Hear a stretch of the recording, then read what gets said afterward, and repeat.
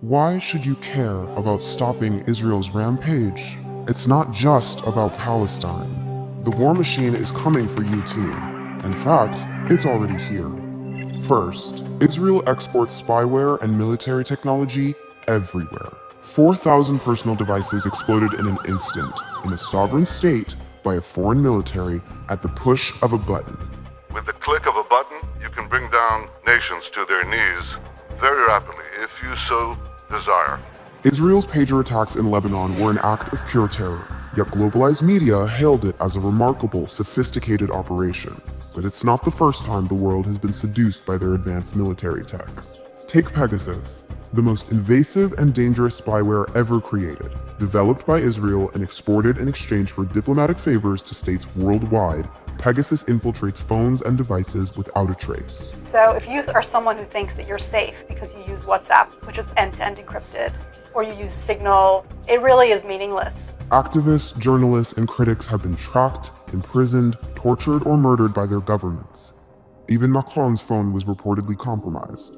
If Pegasus can reach a European president, who's next? And all the devastation you see on your screen, it's a showcase. Every 16-meter crater dug in the ground by a missile and every building flattened is a live demonstration of Israel's arsenal.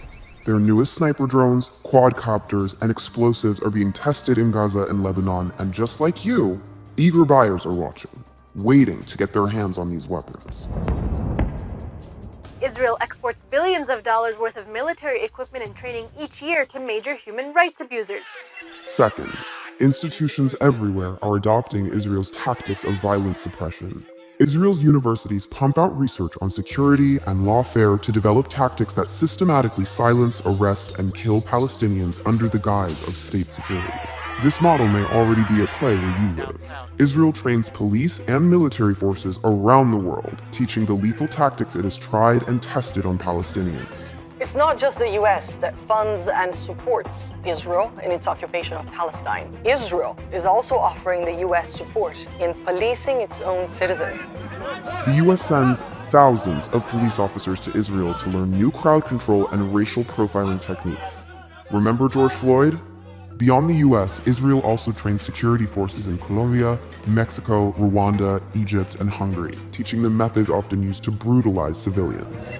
Third, Israel is a model for fascists everywhere. The Israeli occupation thrives on war, hate, and ethno-supremacy. It's no surprise then that Zionism's biggest supporters are some of the world's most notorious fascists. Donald Trump, Jair Bolsonaro, Javier Milei, Marine Le Pen, Viktor Orban, and Narendra Modi. In India, for example, Zionism is a direct inspiration for Hindutva nationalism.